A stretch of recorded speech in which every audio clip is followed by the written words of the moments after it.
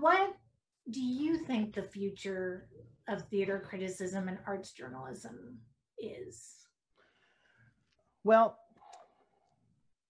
I think the thing that is really important about criticism, and one of the reasons why I think criticism will sustain, is that, and I heard this quote, and I've repeated this quote multiple times at one of our conferences a couple years ago. And one of the panelists had made the comment that our job, because it's always a question that, you know, you have a room full of critics, and one of the questions that ultimately comes up for the artist is like, okay, you have this room full of critics, you know, people that you've probably had very adverse relationships with. At some point, it's just going to happen. What do people need to know? And one of the panelists said, it is not what we are looking for.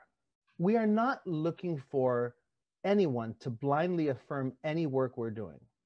What we are looking for is for you to put this work in a cultural context. You know, there's also the thing about, you know, theater, that it disappears. You know, it's not like a film where you finish the film and I can go watch, you know, Alfred Hitchcock Psycho, and you know, and it still is the same movie if I watch it 20 years ago or 10 years ago or this morning.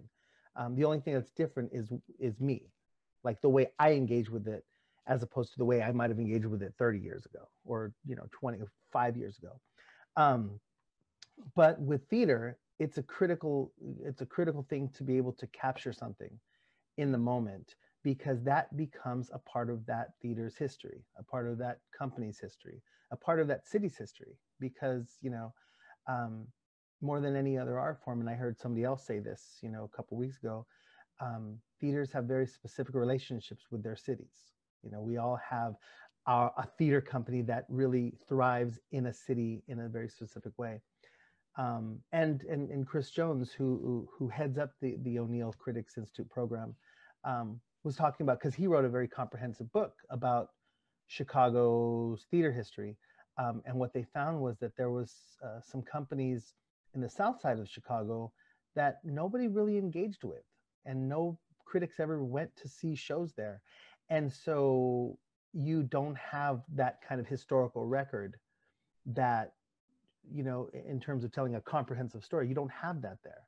So, you know, as a critic, it's kind of a responsibility to help provide that cultural context.